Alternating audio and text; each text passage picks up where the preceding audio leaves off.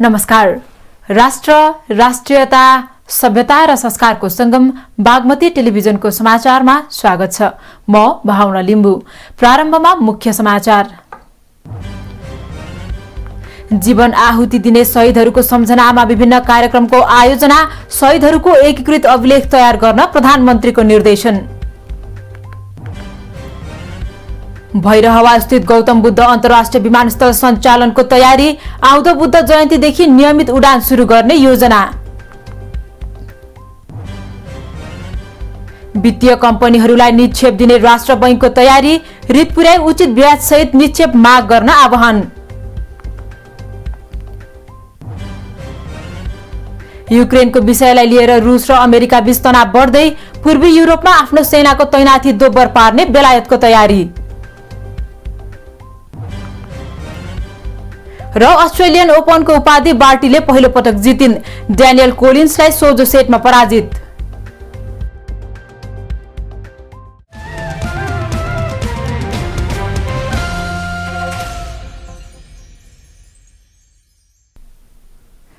सुरु गरौं शहीद दिवस सम्बन्धी समाचारबाट। प्रधानमन्त्री शेरबहादुर देउवाले राजनीतिक आन्दोलनमा शहीद भएकाहरूको सत्य तथ्य विवरण सहित एकीकृत अभिलेख तयार गर्न निर्देशन दिनुभएको छ।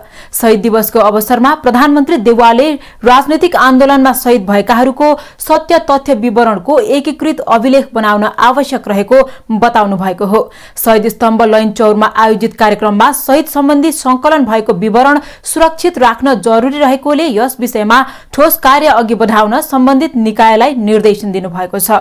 उहाँले शहीदहरूको योगदानलाई चिरस्थायी बनाउन सरकारले शहीदका परिवारलाई सहयोग गर्ने तथा शहीदहरूको बारेमा युवा पुस्तालाई जागरूक बनाउनु पर्ने बताउनुभयो। प्रधानमन्त्री देउवाले शहीदहरूले देखेको सपनालाई साकार बनाउन सबैले आफ्नो क्षेत्रबाट लाग्नुपर्ने खाँचो रहेको भन्दै शहीदहरूको परिकल्पना अनुसारको सुन्दर र समृद्ध राष्ट्र निर्माण गरी जनतालाई गरिबी, अशिक्षा र पछौटेपनबाट मुक्ति दिलाउनु पर्ने बताउनुभयो। शहीदको योगदानलाई चिरस्थायी बनाउन नेपाल सरकारले शहीदहरूको नाममा विभिन्न मार्ग स्थानको नामाङ्कन गर्ने पुस्तकालय स्थापना गर्ने, शहीदहरूको जीवनी सङ्घर्षको इतिहासलाई प्रकाशन गरी नयाँ पुस्तालाई जानकारी गराउने र शहीदका आश्रित सन्तति परिवारलाई यथोचित आर्थिक सहायता उपलब्ध गराउने लगायतका कामहरू गर्दै आइएको छ। यस्ता कार्यहरू आगामी दिनमा थप विस्तार गरी शहीद परिवारलाई सक्दो सहयोग प्रदान गर्न सरकारले ध्यान दिनेछ। प्रधानमन्त्री देउवाले अबको देशको गन्तव्य आर्थिक रूपान्तरण र सुशासन भएकोले राजनीतिक परिवर्तनलाई संस्थागत गर्दै र लोकतन्त्र संघीय शासन व्यवस्थालाई बलियो बनाएर मुलुकलाई चाँडै अति कम विकसित राष्ट्रबाट विकसित राष्ट्रमा रूपान्तरण गर्नुपर्ने बताउनुभयो। प्रजातन्त्रको स्थापना र पुनर्स्थापना लगायत विभिन्न कालखण्डमा स्वतन्त्रताको लागि जीवन आहुति दिने शहीदहरूको सम्झनामा विभिन्न कार्यक्रम गरिँदैछ। दिवसका अवसरमा राष्ट्रपति विद्यादेवी भण्डारी, प्रधानमन्त्री शेरबहादुर देउवा लगायतले शुभकामना व्यक्त गर्नुभएको छ। राष्ट्रपति भण्डारीले शहीदको बलिदानद्वारा प्राप्त भएको संघीय लोकतान्त्रिक गणतन्त्रात्मक शासन व्यवस्थाको माध्यमद्वारा दिगो शान्ति, सुशासन, विकास र समृद्धिको आकांक्षा पूरा गर्नेतर्फ अग्रसर हुनु नै शहीद प्रति सच्चा श्रद्धाञ्जली हुने बताउनु भएको छ। यस्तै प्रधानमन्त्री देउवाले शहीदको बलिदानबाटै नागरिकको शासन स्थापित भएको भन्दै देशमा राजनीतिक परिवर्तन, नागरिक स्वतन्त्रता र विधिको शासन स्थापना गर्ने जोखिमपूर्ण आन्दोलनमा खटिएका सबै शहीदप्रति श्रद्धाञ्जली व्यक्त गर्नु भएको छ। शहीद दिवसको अवसरमा हरेक वर्ष माघ 10 गतेदेखि 16 गतेसम्म शहीद सप्ताह मनाइन्छ। कोरोना संक्रमण जोखिम र महामारीका कारण यस वर्षको शहीद सप्ताह कार्यक्रम औपचारिकतामा मात्रै सीमित भएको छ। एकतन्त्रीय र निरङ्कुश राणा शासनको विरोध र स्वतन्त्रताको माग गर्दा तत्कालीन राणा शासकले 1997 सालको माघ 10 गते काठमाडौँको टेकु स्थित पचलीमा शुक्रराज शास्त्री, धर्मभक्त माथेमालाई माघ 13 गते सिफलमा र गंगालाल श्रेष्ठ र दशरथ चन्द्र ठाकुरलाई माघ 15 गते शोभा भगवतीमा मृत्युदण्ड दिएको थियो।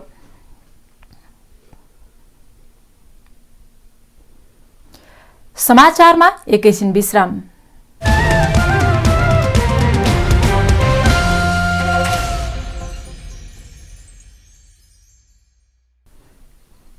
हामी समाचारको निरन्तरतामा छौं। अब बाँकी समाचार। कोरोना भाइरसका कारण इजरायल जाने श्रमिकको उडान एक साता रोकिएको छ। नेपालबाट इजरायल पुगेका र जाने तयारीमा रहेका श्रमिकमा कोरोना संक्रमण भएपछि उडान एक साता स्थगन गरिएको वैदेशिक रोजगार विभागले जनाएको छ। आइतबार हुने उडान रोकिएको विभागले जनाएको हो। इजरायल जान तयार भएका र इजरायल पुगेका श्रमिकमा संक्रमण देखिएका कारण अर्को उडान एक सातापछि सारिएको इजरायल शाखाले जनाएको छ। पोजिटिभ रिपोर्ट आएर आइसोलेसनमा बसेका श्रमिकले घर पाएक पर्ने स्वास्थ्य संस्थामा पीसीआर परीक्षण गरेर त्यसको जानकारी वैदेशिक रोजगार विभागमा दिएपछि बाँकी प्रक्रिया हुनेछ। इजरायलमा दीर्घकालीन स्याहार केन्द्रमा रोजगारीका लागि अन्तिम छनौटमा परेका मध्ये 229 जना इजरायल पुगिसकेका छन्। उनीहरूमध्ये 20 जना भन्दा बढीलाई कोरोना संक्रमण देखिएको छ। इजरायल सरकारले पहिलो चरणमा 1000 श्रमिक माग गरेको थियो, जसमा सरकारले 1175 जनालाई छनौट गरेको थियो।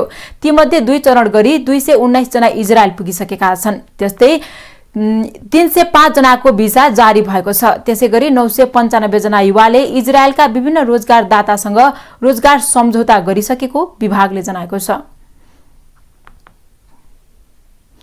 नेपाली कांग्रेसका केन्द्रीय सदस्य डाक्टर शेखर कोइरालाले स्थानीय तहको निर्वाचन समयमै हुनुपर्ने बताउनु भएको छ।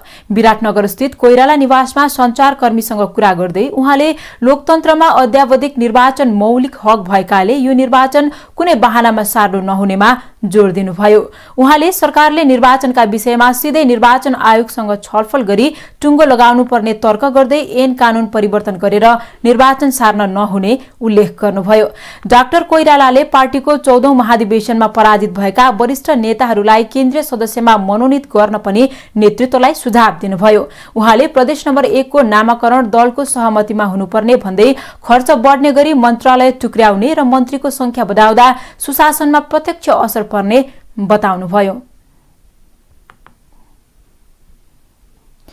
अब पालो बेलाको बोली। सरकारले स्थानीय तहको निर्वाचनको मिति तोक्न किन आनाकानी गरिरहेको होला, यस सम्बन्धी हामीले सोधेका थियौं सर्वसाधारणसँग। हेरौं उहाँहरूको भनाई जस्ताको तस्तै।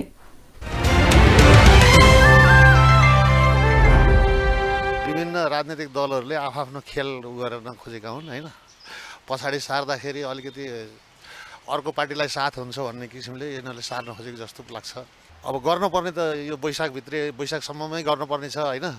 अब के गर्छ भन्नै सकिँदैन। यो नेताहरूको विश्वासै लाग्न छोडिसकेको छ। गर्नु राम्रो, समयमा गरेर अगाडि बढ्दाखेरि धेरै राम्रो हुन्छ। प्रतिनिधिविहीन बनाउनु भएन नि गाउँ घरलाई। हामीले जुन 2075 सालमा स्थानीय निर्वाचन भयो, अब त्यसको 5 वर्षको अवधि त भइसकिदिसक्यो हैन। यो चैत मसन्तबाट त अब अवधि त सबै सिद्धिन्छ। अब दोस्रो तरणको चाहिँ अब राजनीतिक दलहरू आउनुपर्छ त्यसमा, र उनीहरूले चुनावको पहल गर्नुपर्छ। र उनीहरूले स्थानीय चुनाव भनेको टाइम सिस्टमबाट चाहिँ र स्थानीय चुनाव भइदियो भनेदेखि सबै जनतालाई सहज हुन्छ। र एकैताली तपाईँको 3 तहको चुनाव गरायो भने भोलि जनतालाई पनि गाह्रो हुन्छ र राजनीतिक दलहरूलाई पनि गाह्रो देखिन्छ। वैशाखमा अब यदि अझै लिङ्गरिङ गर्यो, ढिलो गर्यो भने वैशाखमा सम्भव छैन। किनभने चुनाव गराउन पनि समय चाहिन्छ, कम्तीमा 3 महिना समय चाहिन्छ हैन। अब सारा दबाब, जनताको दबाब, पार्टीहरूको दबाब, स्वयं राष्ट्रपतिको पनि दबाब आइरहेको छ र चुनाव त गराउनु पर्ने हो।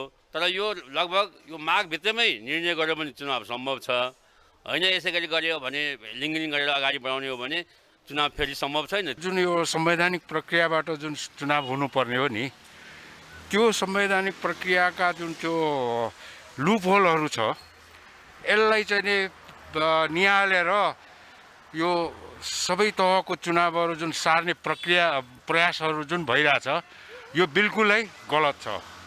र स्थानीय चुनाव, त्यसमा पनि स्थानीय चुनाव भनेको स्थानीय सरकार हो।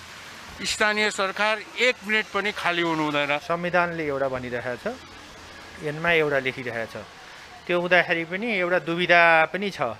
र अर्को के छ भने स्थानीय अब प्रदेश र सङ्घको चुनाव एकैपटक गर्दाखेरि नै सबैलाई अब सजिलो हुन्छ अथवा आर्थिक किसिमले पनि भार कम हुन्छ भन्ने मेरो बुझाइ छ है। संविधान सम्मत यो संविधानलाई सञ्चालन गर्नको लागि अथवा कार्यान्वयन गर्नको लागि चुनाव अति आवश्यक छ। चुनाव समयमा संविधान सम्मत हुनुपर्छ। यदि कसैले संविधानलाई मेलमिचाइ गरेर थिचेर कानुन अर्को बनाएर अथवा बलमिचाइ गरेर गर्न सारिन खोजिन्छ भने त्यो गलत हुन्छ र त्यो चाहिँ गैर संवैधानिक हुनाले चुनाव समयमा हुनुपर्छ। हरेक चुनाव स्थानीय लेभल मात्रै होइन, सबै चुनाव हुनुपर्छ।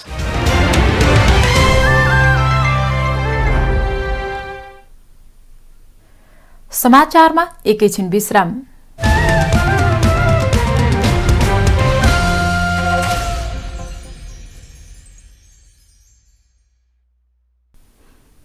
हामी समाचारको निरन्तरतामा छौं। अब बाँकी समाचार। ढिलो गरी निर्माण सकिएको भैरहवास्थित गौतम बुद्ध अन्तर्राष्ट्रिय विमानस्थल सञ्चालनको लागि तयार भएको छ। आउँदो बुद्ध जयन्तीदेखि नियमित उडान शुरू गर्ने सरकारको योजना छ। विमानस्थलबाट आगामी फागुन 9 गते क्यालिब्रेसन फ्लाइट गर्ने गरी तयारी भएको संस्कृति पर्यटन तथा नागरिक उड्डयन मन्त्रालयले जनाएको छ। भैरहवास्थित गौतम बुद्ध अन्तर्राष्ट्रिय विमानस्थलको निर्माण हालसम्म ICP 1 र 2 गरेर 7.5 अर्ब रुपैयाँ लगानी भइसकेको छ। अब आर्थिक समाचार।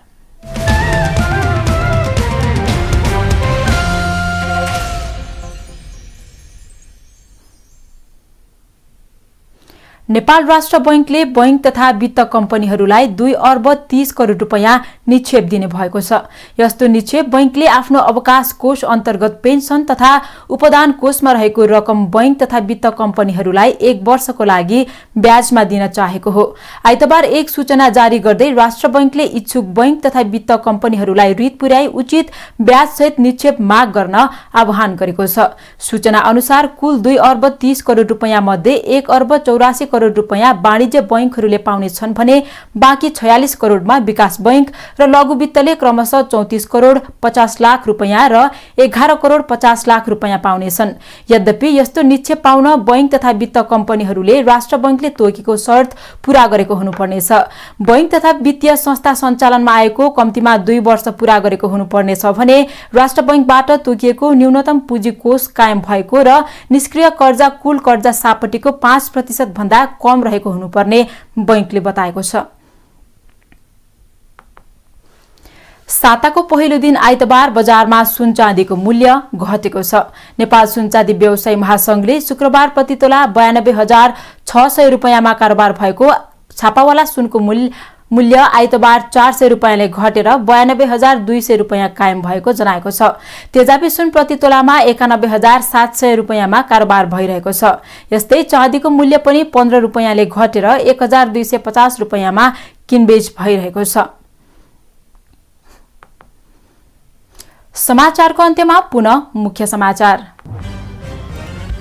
जीवन आहुति दिने शहीदहरूको सम्झनामा विभिन्न कार्यक्रमको आयोजना, शहीदहरूको एकीकृत अभिलेख तयार गर्न प्रधानमन्त्रीको निर्देशन। भैरहवास्थित गौतम बुद्ध अन्तर्राष्ट्रिय विमानस्थल सञ्चालनको तयारी, आउँदो बुद्ध जयन्तीदेखि नियमित उडान शुरू गर्ने योजना। वित्तीय कम्पनीहरूलाई निक्षेप दिने राष्ट्र बैंकको तयारी, ऋण पुर्याई उचित ब्याजसहित निक्षेप माग गर्न आह्वान।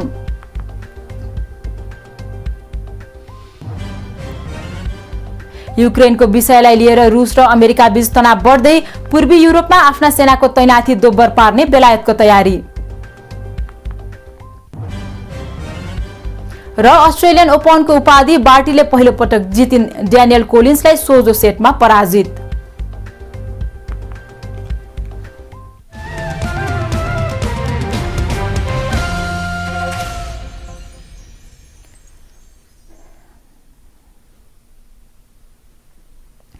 राष्ट्र, राष्ट्रियता, सभ्यता र संस्कार संरक्षणमा समर्पित बागमती टेलिभिजनमा प्रसारण भइरहेको समाचार अहिलेलाई यति नै। हेर्दै रहनुहोला बागमती टेलिभिजन। नमस्कार।